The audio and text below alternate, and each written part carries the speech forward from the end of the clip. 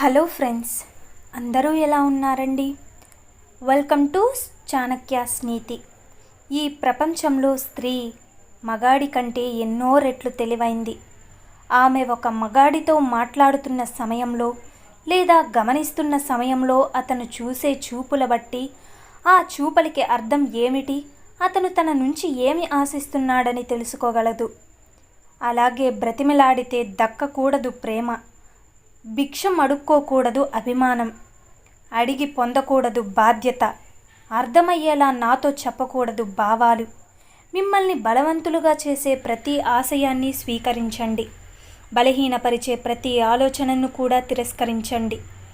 ఆకలి తీర్చుకోవడానికి సంపాదించే జీవితాలు, కొన్ని ఆకలితో పోరాడి సంపాదించుకునే జీవితాలు మరికొన్ని ఉంటాయి.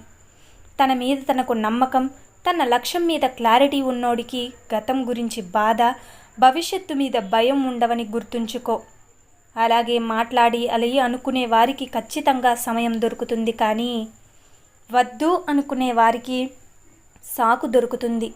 డబ్బు ఎవరికోసమైనా ఖర్చు చేయొచ్చు, కానీ సమయం మాత్రం అర్హత కలిగిన వారికే ఖర్చు చేయాలని గుర్తుపెట్టుకో. గెలవకపోవడం ఓటమి కాదు, మళ్ళీ ప్రయత్నించకపోవడమే అసలైన ఓటమి. కాలానికి ఒక రూపం లేదు, దానికి పాపం లేదు. కాలం అదృష్టం లాంటిది.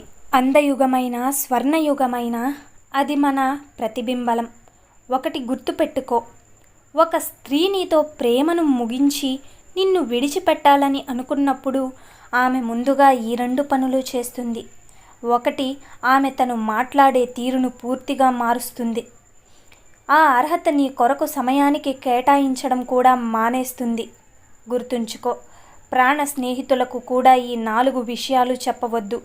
ఒకటి, జీవిత భాగస్వామి గత జీవితం మరియు వారి వ్యక్తిగత విషయాల గురించి ఎప్పుడూ చెప్పవద్దు. 2, మీ వ్యక్తిగత ఫోటోలను పొరపాటును కూడా స్నేహితులకు షేర్ చేయవద్దు. 3, మీ ఆస్తుల వివరాల గురించి స్నేహితుల ముందు నోరు జారొద్దు. ఇక 4, మీ సంపాదన వివరాల గురించి స్నేహితులకి ఎప్పుడూ కూడా చెప్పకూడదు. గుర్తుంచుకో, ప్రతి భర్త తన భార్యను మరో తల్లి రూపంలో భావిస్తే ప్రతి భార్య తన భర్తను మొదటి బిడ్డగా పరిగణిస్తుంది. ఇదే మధురమైన బంధం, ఇప్పటికీ ఎప్పటికీ. నిజమే కదండి? మూర్ఖురాలు అయిన మహిళ తన భర్తను బానిస చేసి ఆ బానిసకు యజమానిగా ఉంటుంది, కానీ తెలివైన భార్య తన భర్తను రాజును చేసి ఆ రాజుకు రాణిలా ఉంటుంది. సంబంధాలు ఎప్పుడూ కూడా మామూలుగా చంపబడవు. అవి ఒకరి నిర్లక్ష్యం, ప్రవర్తన, అహంకారపూరిత వైఖరణ వల్ల మాత్రమే చంపబడతాయి. గుర్తుపెట్టుకోండి. అయితే ఒక వ్యక్తి గుణగణాలు పరీక్షించాలంటే అతనికి అధికారం ఇచ్చి చూడాలి. నిజమే కదా? అందరూ మన వాళ్ళే అనుకో, తప్పులేదు. కానీ అందరూ మనలాంటి మనస్తత్వం కలవారని అనుకుంటే మాత్రం అది పొరపాటే. ఈ 3 రకాల స్త్రీలలో ఉండే పురుషుల నాశనం చేస్తారు. 1, దుష్ట స్త్రీ తన స్వార్థం కోసం దేనికైనా సిద్ధపడుతుంది, ఎంతకైనా తెగిస్తుంది. ఇతరులను అవమానించడానికి, హాని చేయడానికి కూడా వెనకాడదు. ఇలాంటి స్త్రీ తనతో జీవిస్తున్న వ్యక్తిని కూడా సర్వనాశనం చేయగలదు. ఇక 2, ఒకరి కంటే ఎక్కువ మంది పురుషులతో సంబంధం పెట్టుకున్న స్త్రీ చాలా ప్రమాదకరం. ఇక 3, మంచి మర్యాద లేనట్టి స్త్రీ నుంచి దూరంగా ఉండాలి. జాగ్రత్త. నీకు నచ్చినట్టు మాట్లాడే వారిని ఎప్పుడూ నమ్మొద్దు. ఎందుకు అంటే నటించేవారే నచ్చినట్టు మాట్లాడతారని గుర్తుపెట్టుకో. ఒక నిజమైన మగాడికి ఒక మంచి ప్రవర్తన గల స్త్రీ ఎప్పటికీ అందంగానే కనిపిస్తుంది. గుర్తుంచుకోండి, మిమ్మల్ని నిజంగా ప్రేమించే వాళ్ళు ఎలా ఉంటారు అంటే మీకు సంబంధించిన ప్రతి చిన్న విషయం కూడా పెద్దదిగా తీసుకుంటారు.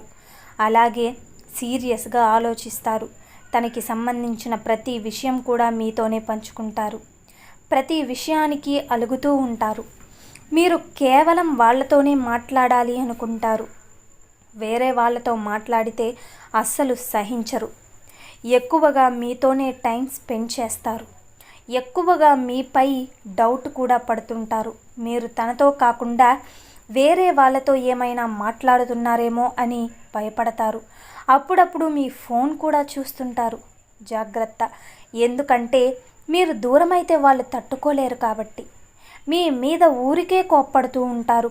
కానీ ఆ కోపం ఎక్కువసేపు ఉండదు. మళ్ళీ వాళ్ళే మీతో వచ్చి మాట్లాడుతుంటారు. వాళ్ళే పదే పదే మళ్ళీ మీకు సారీ చెప్తారు. ఇలా ఉండేవాళ్ళు మిమ్మల్ని ఎక్కువగా ప్రేమిస్తున్నారని అర్థం.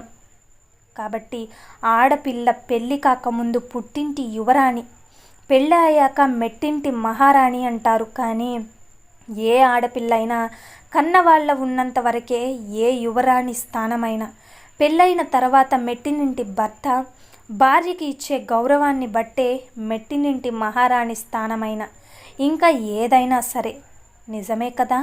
ఒకరిని నిందించే ముందు, ఇతరులు తప్పులు వెతికే ముందు, అవతలి వాళ్ళని దూషించే ముందు ఒకసారి వాళ్ళ స్థానంలో నిన్ను నువ్వు ఊహించుకో. అప్పుడే మంచి నిర్ణయం తీసుకో. ఇంట్లో ఎంతమంది ఉన్నా, ఎంతమంది ప్రేమను పంచినా భర్త పంచే ప్రేమకు ఏదీ సాటి రాదు.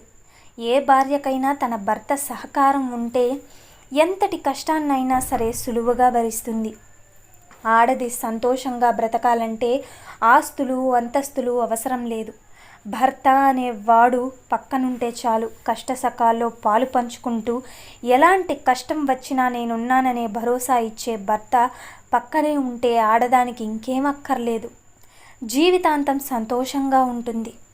పుట్టింట్లో అమ్మా నాన్నలతో ఉన్నప్పుడు ఎంతో గారాబంగా పెరుగుతూ చిన్న దెబ్బ తగిలిన అరచి గోల చేసే కూతురు. కానీ ఈరోజు అత్తారింట్లో చెయ్యి కాల్చుకొని మనసులో ఎంత బాధ ఉన్నా కనీసం అమ్మా నాన్నలతో కూడా చెప్పుకోకుండా అన్నీ ఓర్చుకుంటున్న కూతుర్లు ఎంతమందో. ఈ సమాజంలో కొందరు ఎలా ఉన్నారంటే పక్కోడు బాగుపడితే ఓర్వలేరు, బాధపడుతుంటే ఓర్చలేరు. కష్టంలో ఉంటే సహాయపడరు. సగం సగం తెలుసుకుని విమర్శలు మాత్రం కురిపిస్తూరా. తమ తప్పులు దాచుకుని ఎదుటి వాళ్ళ తప్పులు ఎంచుతారు. అలా ఎప్పుడూ కూడా చేయొద్దు. కష్టంలో ఉన్నవారికి సాయం చెయ్యకపోయినా పర్వాలేదు, కానీ మాటలతో కృంగి కృషించేలా చేయకండి. గుర్తుపెట్టుకోండి.